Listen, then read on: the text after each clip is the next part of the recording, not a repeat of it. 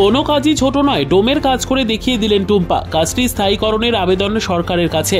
দক্ষিণ 24 পরগনা জেলায় বারুইপুর কল্যাণপুর জোড়া মন্দির শ্মশানের একমাত্র মহিলা ডোম টুম্পা দাস। বাবা মারা যাওয়ার পর অভাবের সংসারে হাল ধরতে টুম্পাকে এই পেশা বেছে নিতে হয়। 2014 সালে টুম্পার বাবা বাপি দাস মারা যান। টুম্পার বাবা পেশায় ডোমের কাজ করতেন বারুইপুরের জোড়া মন্দির শ্মশানে। তখন মাঝে মধ্যে শ্মশানে বাবার কাজ দেখতে আসতো টুম্পা দাস।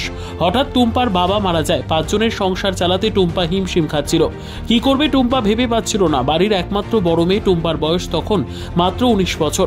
সমাজে অনেকের লাঞ্ছনা সত্ত্বেও টুম্পা কিন্তু নিজের ইচ্ছে এই কাজ বেছে নিয়েছিল। টুম্পা জানতো যে এই কাজ ছাড়া তার সংসার বাঁচানো অসম্ভব। শ্মশানে তখন কাঠের চুল্লি। মমতা বন্দ্যোপাধ্যায়ের অনুপ্রেরণায় ও বারুইপুর পশ্চিমের বিধায়ক তথা পশ্চিমবঙ্গ বিধানসভার অধ্যক্ষ বিমান ব্যানার্জির সহযোগিতায় বারুইপুর জোড়া মন্দির শ্মশানে বসানো হয় ইলেকট্রিক চুল্লি। তৈরি হয় নতুন বিল্ডিং। টুম্পা যখন কাজ শুরু করে তখন কাঠে সপ্তাহের কাজ হতো। তখন আরও চাপ বাড়তে থাকে টুম্পার, কিন্তু সেই চাপকে সহ্য করে সাহসের সঙ্গে হাসি মুখে কাজ করত। চুল্লি সাজানো থেকে শুরু করে মৃতের অস্থি পরিবারের হাতে তুলে দেওয়া পর্যন্ত এখনও সে সমস্ত রকমের কাজই দেখে। শ্মশানের দায়িত্বটা এখন টুম্পার ওপরে। শ্মশানে প্রথম দিকটা ভয়ে আতঙ্কে থাকতো টুম্পা, কিন্তু জীবন যুদ্ধে তাকে লড়াই করে জিততে হবে, সেই সাহস নিয়ে আজ হাসি মুখে জিতে গেছে টুম্পা। বাবা যখনই বডি আসতো, বাবা আসতো, চিতা সাজাতো, বডি পোড়ানো, এগুলো সবই আমার বাবাকে আমি প্রথম খুব ছোটোবেলায় তো আর আমি ঢুকতাম না শ্মশানে। যখন একটা বয়স হয়েছিল তখন আমি এসে দেখতাম, উঁকি ঝুঁকি মেরে দেখতাম বাবা কী কাজ করতো না করতো। দেখতাম খুবই পরিশ্রম করতো, করে আমাদেরকে মানুষ করেছে।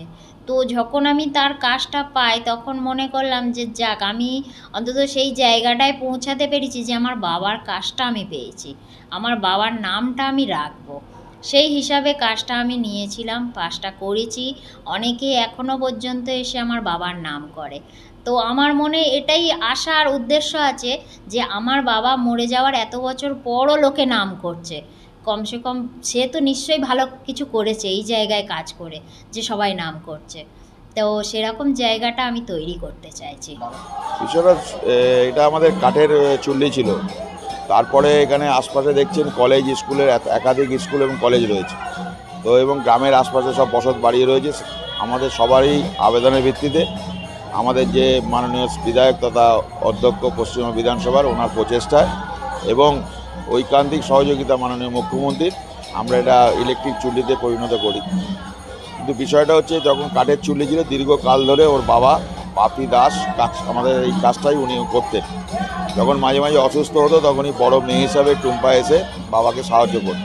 সেই সময় থেকেই ওর হাতে খড়ি এবং এই কাজের সঙ্গে যুক্ত হওয়া। তারপরে ইলেকট্রিক চুল্লি হওয়ার পরে আর অত বেশি ঝুঁকি ছিল না, বা ওইরকম সামনাসামনি কাঠের যে তাও হওয়ার যে একটা ছিল ভয়ঙ্কর পরিস্থিতি, সেটা থেকে বেরিয়ে আসবে এবং অফিসে বসে কাজের জন্যে আমরাই ওকে অফার করি। এবং প্রথম পর্যায়ে ও যেহেতু বাড়ির বড় মেয়ে এবং ওর বোনটা ছোটো ছিল, ভাইটা আরও ছোট, মা অসুস্থ, তো ও সেটাকেই ভেবে নিল যে বাড়ির একদম গায়ে যদি এই কাজটা হয় এবং বাড়ির সংসার দেখতে পারবো, ভাই বোনদের দেখতে পাবো, মাকে দেখতে পাবো, তো সেটাকে ওয়েলকাম করলো এবং কাজ সেখান থেকেই কাজে যুক্ত হলো। অসুবিধার তো কোনো কারণ নেই, হয়তো বা যেখানে পুরুষরা কাজ করে সেখানে হয়তো একটু ঝামেলা বেশিই হয়। এইখানে উনি থাকায়, ওনার নেতৃত্বে আমি কাজ করে যথেষ্ট খুশি। কারণ আমাদেরই এই কাজে অনেক বাধা বিপত্তি, নানা রকম যাত্রী আসে, তো নানান মানসিকতা, নানা রকম বক্তব্য রাখে। তাদের মধ্যে যে ট্যাগেল করার ব্যাপারটা থাকে, যে কর্তৃপক্ষ একটা ট্যাগেল করবে, এখানে কর্তৃপক্ষ বলতে এই টুম্পা ম্যাম, ইনি আমাদের কখন আমরা কাজে যাব, কখন কোন টাইমের মধ্যে কিভাবে মেনটেনেন্স করব, বা যাত্রীর সাথে কীরকমভাবে ব্যবহার করা উচিত। আমি তো এখানকার নই, আমার বাড়ি ক্যানিং। আমি এখানে আসার পরে প্রথম তো আমি অবশ্যই একটু চমকিত ভাব হয়েছিল যে একটা মেয়ে ছেলে কাজ করে। তারপরে এখানে রেগুলার সবার কাছে শুনে বা এতগুলো দিন পার করলাম ওনার সাথে, দেখলাম যথেষ্ট উনি সিম্প্যাথি রেখেই কাজ করেন এবং শক্ত হাতেও অবশ্যই ব্যাপারটাকে মেনটেন করেন। কারণ শ্মশানে তো নানা রকম বাদ বিবাদ অনেক কিছু হয়, সেগুলো মেনটেন করলে উনি টুম্পা ম্যামই এখানে শেষ কথা।